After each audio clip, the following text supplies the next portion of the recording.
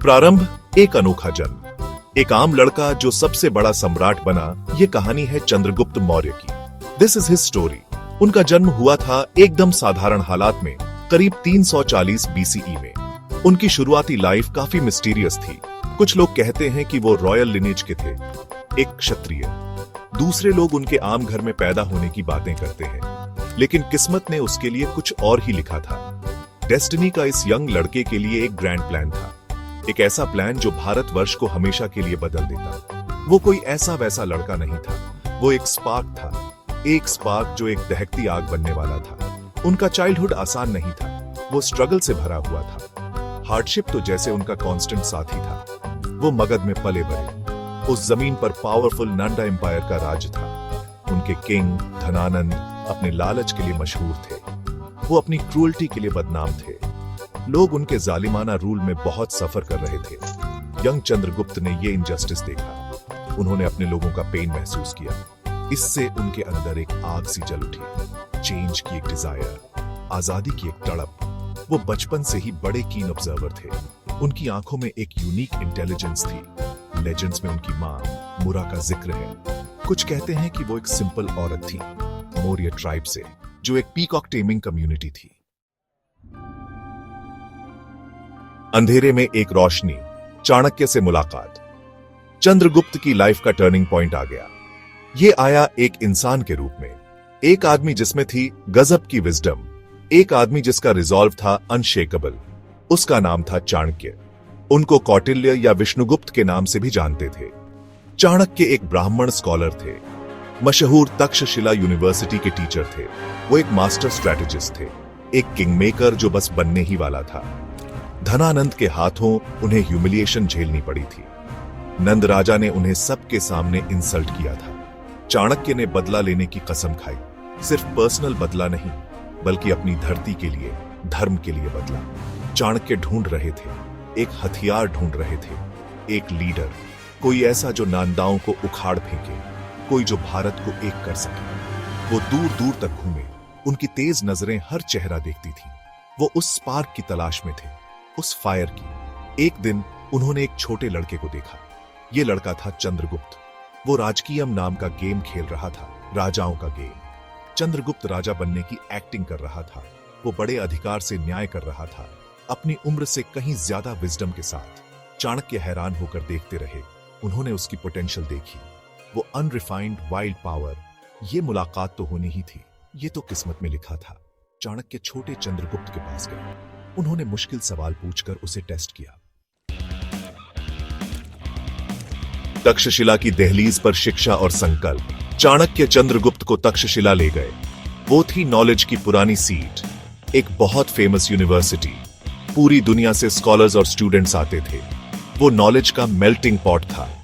यहीं पर चंद्रगुप्त की फॉर्मल ट्रेनिंग शुरू हुई। ये बहुत रिगरस थी, बहुत डिमांडिंग थी।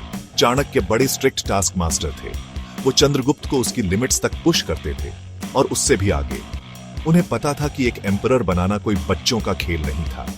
इसके लिए डिसिप्लिन चाहिए था, इसके लिए सैक्रिफाइस चाहिए था, इसके लिए एक अनबेंडिंग विल की जरूरत थी। चंद्रगुप्त ने इस चैलेंज को एक्सेप्ट किया। उसका संकल्प, उसका रिजॉल्व बहुत स्ट्रांग था। करिकुलम बहुत वास्ट था। चंद्रगुप्त ने वेद और उपनिषद पढ़े। उसने फिलॉसफी और एथिक्स के बारे में सीखा। उसने अर्थशास्त्र को डीपली पढ़ा, पॉलिटिक्स और इकोनॉमिक्स का साइंस जो खुद चाणक्य ने लिखा था। यह स्टेट क्राफ्ट के लिए उसकी गाइड थी। उसने वॉरफेयर के बारे में सीखा, military strategies, the art of diplomacy. उसे आर्चरी में ट्रेन किया गया, स्वॉर्ड्समैनशिप में, हॉर्स राइडिंग में। वो कई तरह के कम्बैट फॉर्म्स में प्रोफिशिएंट हो गया। उसका शरीर भी उसके माइंड जितना स्ट्रांग हो गया। उसे मोल्ड किया जा रहा था, एक कंप्लीट रूलर के तौर पर तैयार किया जा रहा था, एक वॉरियर स्कॉलर। चाणक्य ने उसे सिर्फ एकेडमिक्स से कहीं ज्यादा सिखाया।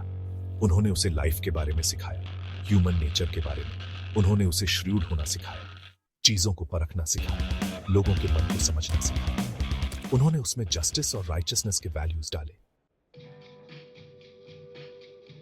गुरु चाणक्य की गाइडेंस, एक वॉरियर का बनना। चाणक्य की गाइडेंस ही चंद्रगुप्त के राइज की फाउंडेशन थी। यह सिर्फ बुक्स और बैटल्स के बारे में नहीं था, यह एक माइंडसेट बनाने के बारे में था। एक सच्चे लीडर का माइंडसेट, एक सम्राट का। चाणक्य जानते थे कि धनानंद एक फॉर्मिडेबल फो था। नंद आर्मी बहुत बड़ी थी, उनका ट्रेजरी फुल था। उन्हें हराने के लिए उन्हें सिर्फ करेज से ज्यादा चाहिए था। उन्हें एक ब्रिलियंट स्ट्रैटेजी चाहिए थी, एक flawless plan. Chanakya the master strategist ने अपना जाल बुनना शुरू किया। अलायंसेस, इंटेलिजेंस और साइकोलॉजिकल वॉरफेयर का जाल। वो चाणक्य थे, नाम का मतलब ही श्रूडनेस था। उन्होंने चंद्रगुप्त को इंटेलिजेंस गैदरिंग की इंपॉर्टेंस सिखाई। स्पाइस उनके आंख और कान थे। वो नांडा किंगडम में इन्फिल्ट्रेट कर गए। वो वैल्यूएबल इंफॉर्मेशन लाए, ट्रूप मूवमेंट्स के बारे में, इंटरनल डिसेंट के बारे में, नांडा एडमिनिस्ट्रेशन की वीकनेसेस के बारे में। चाणक्य ने चंद्रगुप्त को यह इंफॉर्मेशन वाइजली यूज करना सिखाया, तब स्ट्राइक करना जब एनिमी लीस्ट एक्सपेक्ट कर रहा हो। उन्होंने साम, दाम, दंड, भेद के कॉन्सेप्ट पर जोर दिया। डिप्लोमेसी और स्टेट क्राफ्ट के 4 प्रिंसिपल्स, परसुएजन, इंड्यूसमेंट, पनिशमेंट और डिवीजन, ये एक एम्पायर बनाने के टूल्स थे और एक पुराने वाले को डिसमेंटल करने के। चाणक्य ने चंद्रगुप्त को जो विजन दिखाया वो ग्रैंड था। ये सिर्फ एक किंग को दूसरे से रिप्लेस करने के बारे में नहीं था, ये धर्म राज्य एस्टैब्लिश करने के बारे में था, एक रूल ऑफ राइचियसनेस। सेक्शन 5, नंद साम्राज्य को चुनौती, क्रांति की आग, यानी नंद एम्पायर को चैलेंज करना, the fire on off revolution. तैयारी का टाइम अब खत्म हो चुका था, एक्शन का मोमेंट आ गया था। चाणक्य के गाइडेंस में चंद्रगुप्त ने अपनी आर्मी बनानी शुरू की। यह कोई आसान काम नहीं था।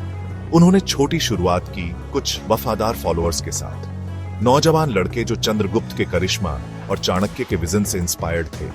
उन्होंने अलग अलग कबीलों से भर्ती की, दूसरे राज्यों के नाराज सैनिकों से और बदलाव चाहने वाले आम लोगों से भी। यह एक जनता की आर्मी थी जिसे नांदाओं के जुल्मी शासन को उखाड़ फेंकने की चाहत ने हवा दी थी। क्रांति की आग, दी फायर ऑफ रिवॉल्यूशन, फैल रही थी। उनकी शुरुआती कोशिशें सारी कामयाब नहीं हुई। कुछ कहानियों के मुताबिक उन्होंने सीधे मगध पर हमला किया, जो नंद एम्पायर का दिल था।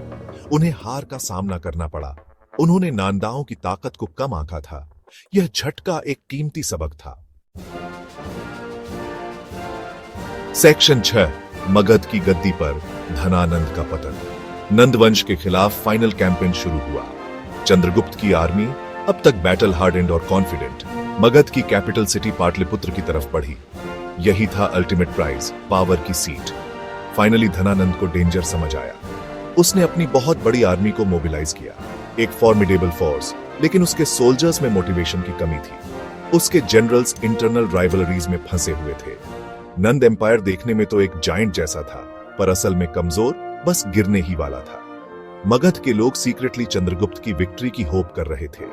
वो धनानंद के मिसरूल के एंड के लिए तरस रहे थे। वॉर बहुत फायर्स थी, बहुत ही ब्रूटल बैटल्स हुए। चंद्रगुप्त ने फ्रंट से लीड किया।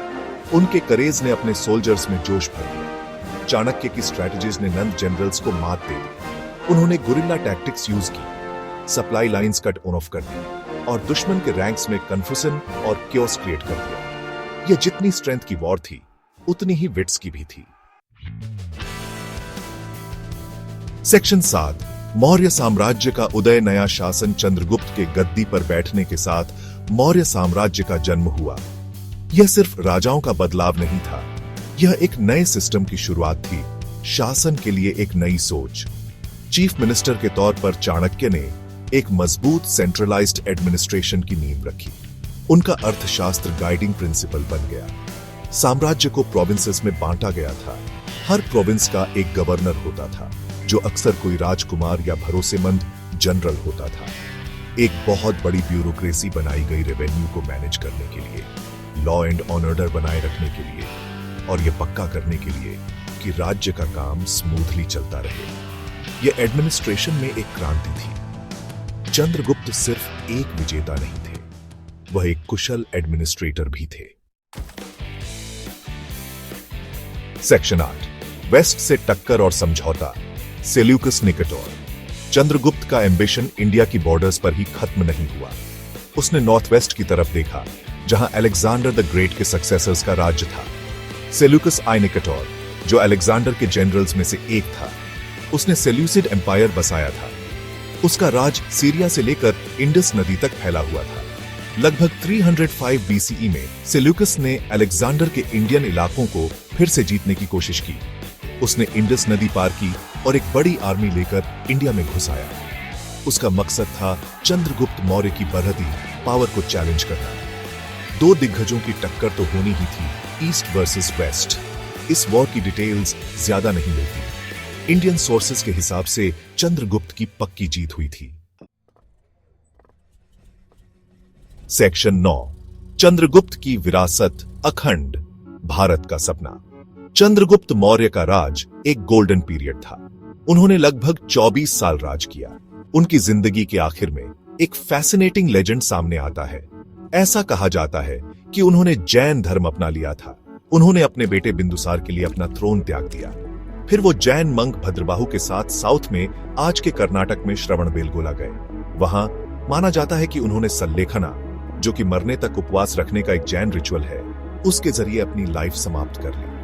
यह एक्ट अगर सच है तो इतनी वर्ल्डली पावर हासिल करने के बाद भी उनके डिटैचमेंट और स्पिरिचुअल इंक्लिनेशन के बारे में बहुत कुछ बताता है। एक रिमार्केबल एम्परर के लिए एक रिमार्केबल अंत। चंद्रगुप्त मौर्य की लेगेसी बहुत बड़ी है। वो इंडिया के पहले यूनिफायर थे। उन्होंने विशाल मौर्य एम्पायर की फाउंडेशन रखी, एक ऐसा एम्पायर जो उनके ग्रैंडसन अशोक महान के अंडर अपने जेनिथ पर पहुंचा। उन्होंने एक स्ट्रॉन्ग सेंट्रलाइज्ड एडमिनिस्ट्रेशन स्थापित किया, जो फ्यूचर इंडियन रूलर्स के लिए एक मॉडल बना। उनके मिलिट्री अचीवमेंट्स एक्स्ट्रॉर्डिनरी थे।